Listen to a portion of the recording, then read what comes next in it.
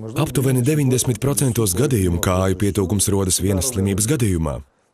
Pietūkšanu veicina dziļo vai virsējo vēnu darbības traucējumi, vēnu vārstu nepietiekamība. Asinīm ir jāplūst virzienā uz sirdi, taču tās plūst atpakaļ, jo vēnu vārsti ir bojāti. Tie ļauj asinīm ritēt abos virzienos.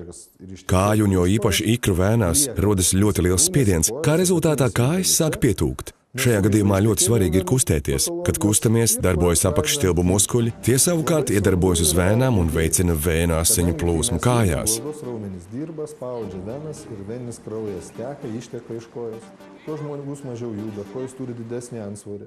Jo mazāk kustība ir cilvēkam, jo lielāks ir liekais svars, kā arī, ja tiek lietoti hormonālie preparāti, jo lielāka slodze rodas vēnu sistēmai.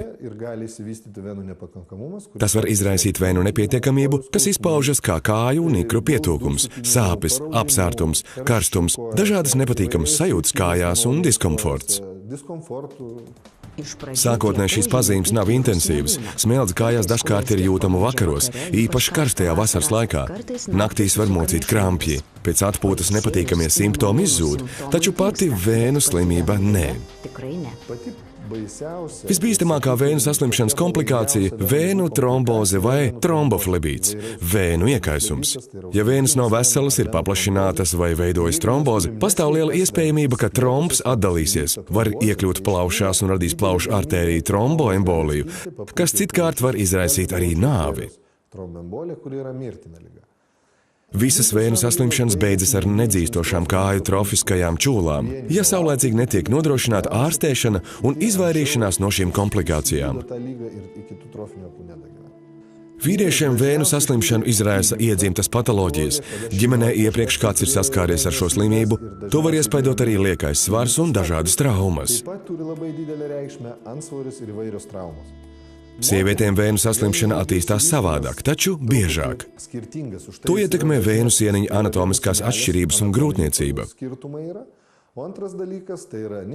Grūtniecības laikā auglim attīstoties un palielinoties dzemdei, palielinās arī venozais spiediens kājās. Šajā gadījumā svarīgi ir piemērot kompresijas terapiju, valkāt speciālās zeķes, lai samazinātu vēnu saslimšanas attīstību. Var šķist, ka vēnu saslimšana var piemeklēt katru no mums. Vai pastāv iespēja, ka saskarties ar šo problēmu var pēc iespējas vēlāk, un saslimšanas pakāpe būs vieglākā formā? Ja saslimšana tiek ārstēta jau pirmajās stadijās un tiek piemēroti profilaktiskie līdzekļi, ir iespēja aizkavēt tās attīstību vai izvairīties no tās pilnībā.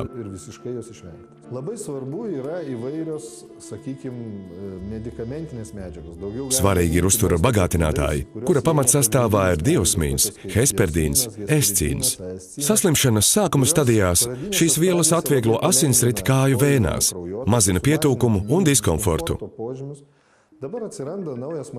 Ir parādījies jauns trīskāršs iedarbības uzturu bagātinātājs, kura sastāvā ir 3 jau iepriekš minētās pamatvielas ar kompleksu iedarbību. Hesperdīns, escīns, diosmīns.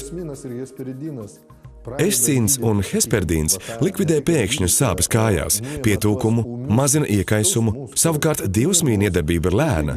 Tiek mazinātas hroniskās pazīmes, piemēram, pietūkums, kas rodas dienas izskaņā pēc palielinātas slodzes.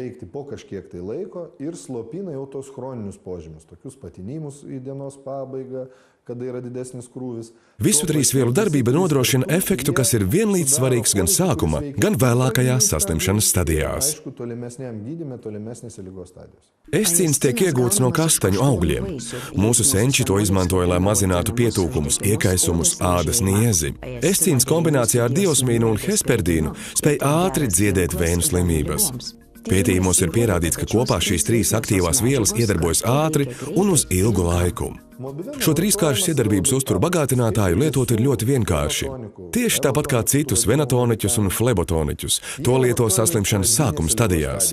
Tas jālieto tad, ja ir jūtamas nelielas sāpes, pietūkums, diskomforts ikros, īpaši pēc pastāvīgas slodzes, piemēram, pēc ilgas sēdēšanas vai atrašanās kājās. Šis ir augu preparāts. To var lietot arī ilgāku laika posmu, īpaši piemērots lietošanai gada karstajā laikā, kad spiediens vēnu sistēmā palielinās dabas apstākļu ietekmē.